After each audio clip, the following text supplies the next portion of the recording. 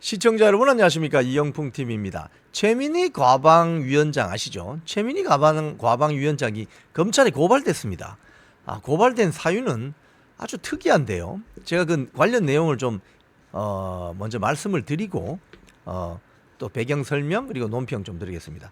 지금 연합뉴스 기사예요. 이게 오늘 오후에 지금 그 방송통신위원회라고 있잖아요. 이번에 이진숙 그 방통위원장이 이제 취임할 방송통신위원회 과천에 있습니다. 그런데 서울 목동에, 양천구 목동에 방송통신심의위원회라고 따로 있습니다. 심의를 하는 곳입니다. 심의. 여기는 어떻게 보면 민간기구죠. 방송통신위원회는 공적기구죠. 그런데 여기는 민간기구입니다. 그래서 위원장을 또 위촉을 하거나 이렇게 하는 거죠.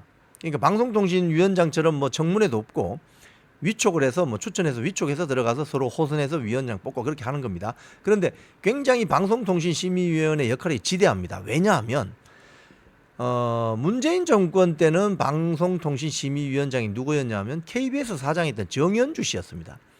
이 정현주 씨가 방송통신심의위원장 하던 시절에는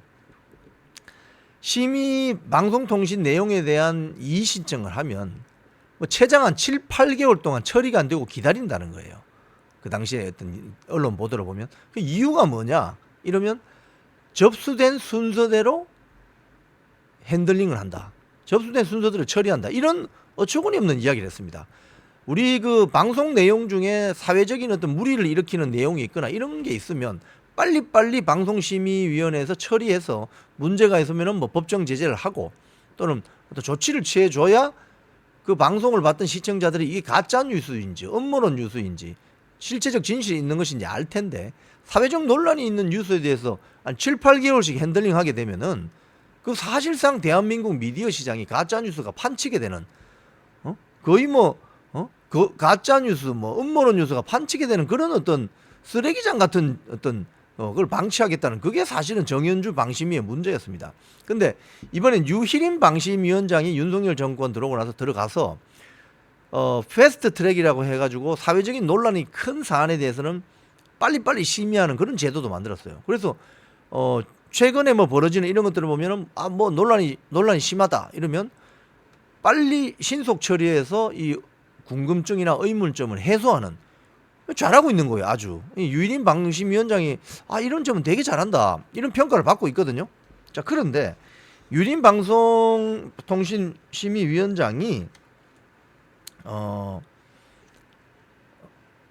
퇴근을 하려고 하는데, 목동에서 관용차로 퇴근을 하려고 하는데 최민희 가방위원장하고 방송통신심의위원회 민노총 노조 3명이 이 퇴근길을 가로막았습니다.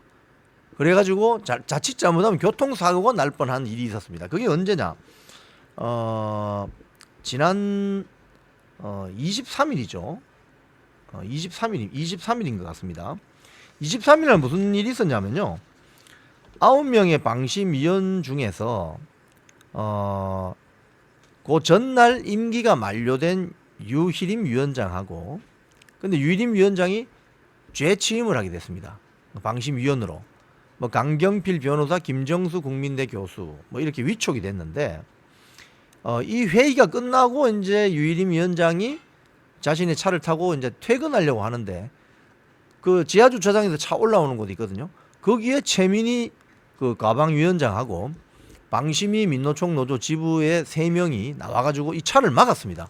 막아가지고 이 차가 그 주차비 정산하는 정산대까지 윙 갔거든요. 거기서 또 막았어요. 또 막고 최민희 가방위원장도 막 내려라 하고 이래서 유일임 방심위원장이 딱 보니까 최민희 가방위원장이거든요. 그래서 잠시 내려가지고 이야기하고 뭐 다음에 보자 이렇게 해서 헤어진 사건입니다. 자, 이것에 대해서 검찰에 고발한 사람이 누구냐면 고발 전문 시의원, 국민의힘 소속의 서울시의원 이종배 씨입니다. 이종배 서울시 의원은 오늘 오후에 특수공무집행방해, 일반 교통방해, 그리고 업무방해 등 혐의로 3가지 혐의로 최민희 민주당 소속의 국회 과방위원장 그리고 민노총 방심위 노조원 3명에 대한 고발장을 서울중앙지검에 제출했어요. 했는데요, 내용을 보면 적법 절차에 의해서 정상적으로 임명.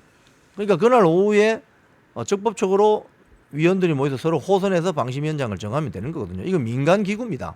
민간기구.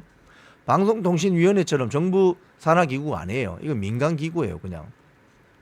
적법 절차에 의해 정상적으로 임명된 유희림 위원장의 불만을 품고 폭력을 행사해서 공무집행을 방해했고 무고한 사람의 차량 운행까지 방해한 것은 끔찍한 테러다.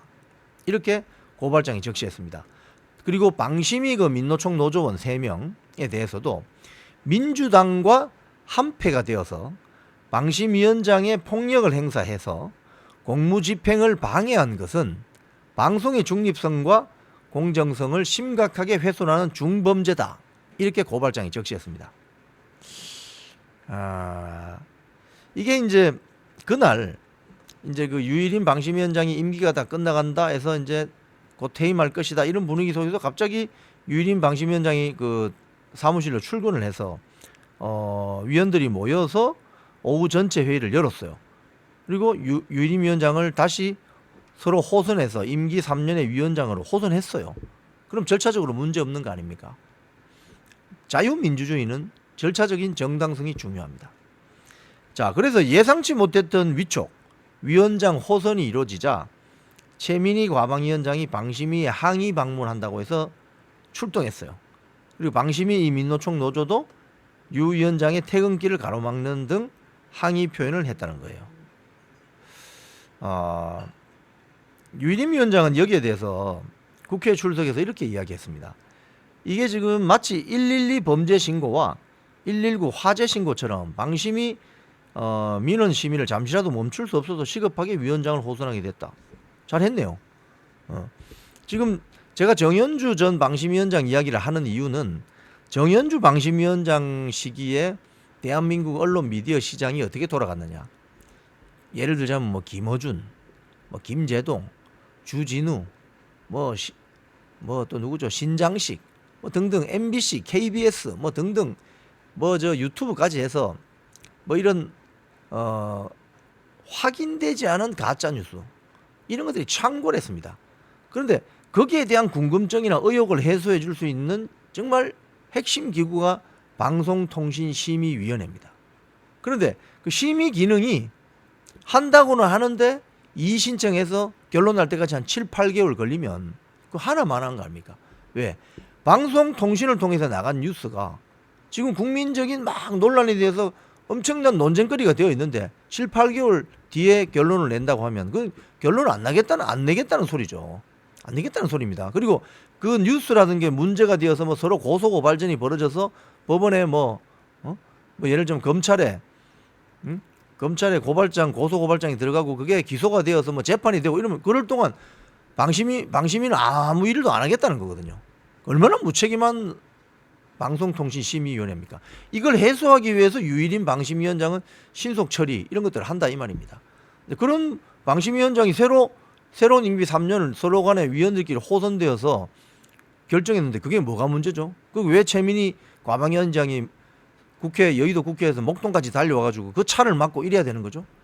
자, 이종배 시의원은 고발왕입니다. 이종배 시의원이 고발했다고 하면 그 내용이 있다, 콘텐츠가 있다 이렇게 볼 수 있는 거죠. 한번 이 처리가 어떻게 되는지 한번 잘 한번 지켜보도록 하겠습니다. 지금까지 이영풍 TV였습니다.